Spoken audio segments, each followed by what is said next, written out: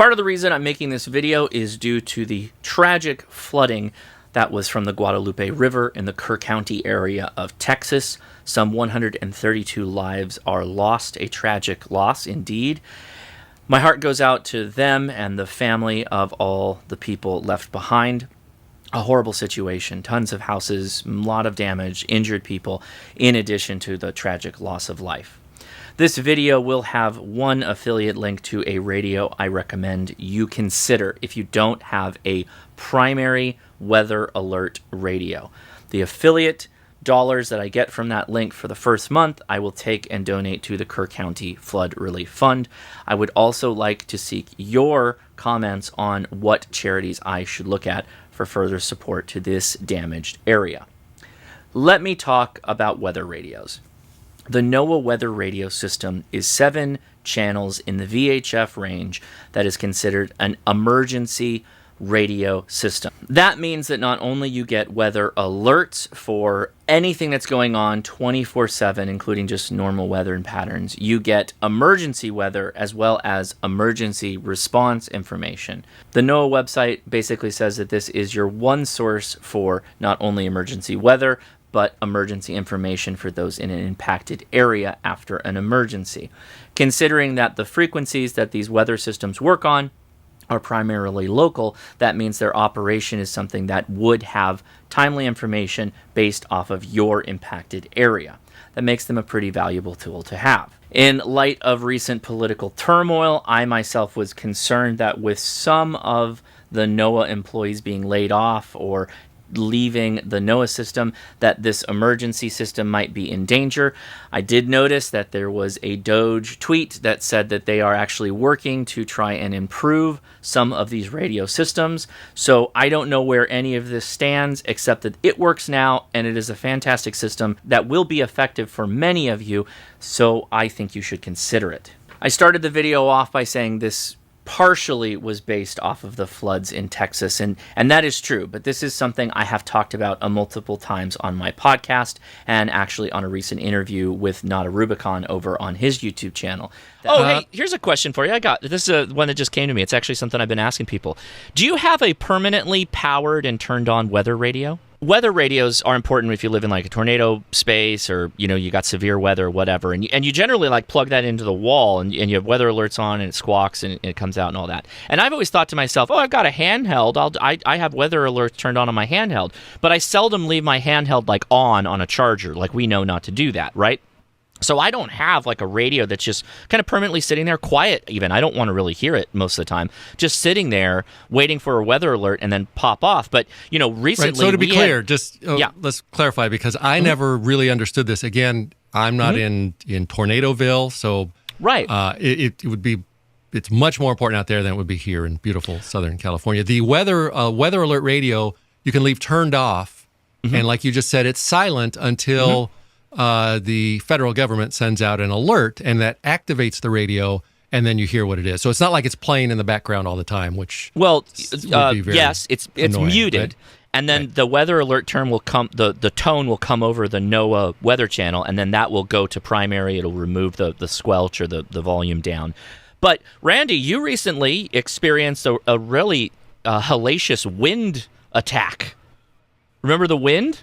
So that was actually like a NOAA warning that you would have been notified about, and not for everybody, but if you've got a tower or you've got an antenna up or you've got something that you'd actually maybe want to lay down or maybe just close your patio umbrella so it doesn't go 2 blocks down the street. Like that would actually be kind of useful to just have a radio on. It's silent all the time, but it pops up when you get a NOAA alert. That I believe a powered off of mains power, weather alert radio is something that not enough people consider, and considering how timely the information can be is something that is incredibly valuable. Let me explain over on the tabletop. This is a Midland Public Alert weather radio. Its only function is to receive the NOAA weather frequencies. You can hit this button, and it will play whatever your selected weather frequency is, assuming you can hear it.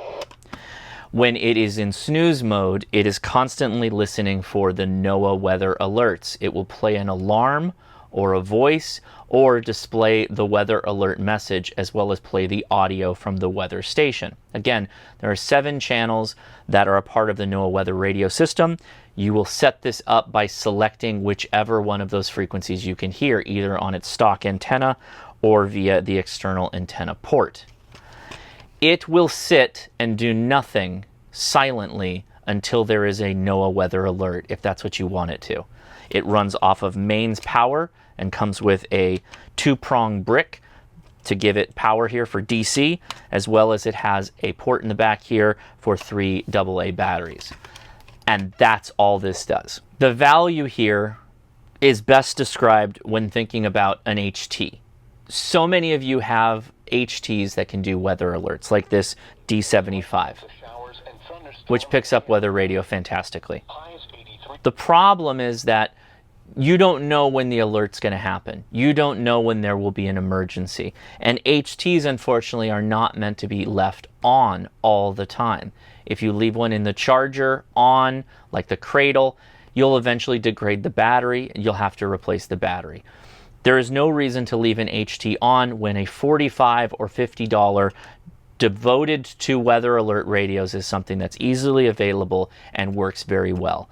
This is one of the few times where I'm like, yes, don't get the Swiss Army radio that does everything. Go with the one thing whose job is to just let you know when there's an emergency. That is its primary function. And let's take it a step further. There are a ton of radios that do the all-in-wonder things. They have a hand crank. They have a flashlight. They have a solar panel. And these are useful in certain situations as an emergency radio. Broadcast AM, FM? Sure. Shortwave receiving, although dubious, as well as the weather alerts on all 7 channels and the NOAA alert capability? Sure. This will also take 12 volt in. The problem I've always had with radios like these, which I've actually had this for 10 plus years, this is a fine radio, there's nothing wrong with this KA500. The problem I found is I don't leave this set up. I don't leave this running off of a 12 volt supply or running off of the dongle, and it just takes up space until I potentially need it. Maybe you put this in a car, maybe you think you're just going to hand crank your way to emergency preparedness. The problem is that most of these hand cranks are pretty awful, and you have to keep cranking it constantly to be able to receive the radio. There are newer versions of this same type of thing. This is the C-Crane CC Radio Solar with Bluetooth. The solar panels, by the way, both solar panels are pretty anemic and don't do a fantastic job of keeping the radio charged. This one does a lot better. But this is a $100 radio, and for what you get out of it, it sounds fine as a radio. It tries to do all the things. What I think you should be focused on is this one radio, something that will just give you alerts when there's something to worry about.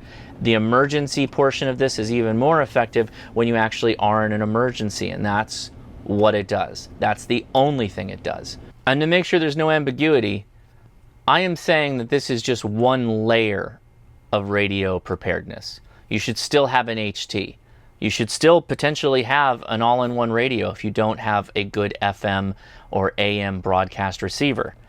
But I think it's worth it, the $50 or so that you would spend on a radio like this, to just leave it in a corner that can actually pick up the weather frequencies and let it do its job. And that's it. Keep the batteries in here charged, probably use some NiCads, don't use rechargeables, and then leave it alone. That's the whole point of this video. One strong layer of communication that I think you should consider is a fully powered, continuously powered weather radio. So it doesn't feel great making a video like this, particularly on the news that happened, but the information, at least I feel, on weather radios is extremely sound. NOAA weather radio is a emergency radio source for messaging, which means not only is it broadcasting 24/7 for weather alerts, assuming you can hear it, which I do appreciate some of you may be in a difficult area, hence why we layer our communications approach, particularly for information gathering. With that said, it also will broadcast information on local emergencies, because remember, these stations are generally localized and they have different operating centers. You can get up-to-date information regarding your local emergency in case that's something you need to deal with. I hope this video was helpful, a reminder The links in the video description will be direct to the Kerr County Flood Foundation so that you can donate directly to them if you are so inclined. If you do end up picking up one of the recommended weather radios, I will take that month of affiliate numbers, which, by the way, mostly the first month is really the only time that affiliates codes really work. That's when most people are watching the video, and then it kind of dives off from there. I will take whatever I make from that, and I will forward it off to the Kerr County Foundation is likely where I'm going, but if I get good recommendations in the comments below, I will try to donate some of that money there too. Thank you very much for watching. If you did enjoy this, please give me a thumbs up, and if you haven't already, please subscribe. I'm Josh, KI6NAZ. Best of luck out there. Prepare, get your communications in line, because you never know when a freak storm will come about or a wildfire. Yeah, a weather radio will help for that too. 73.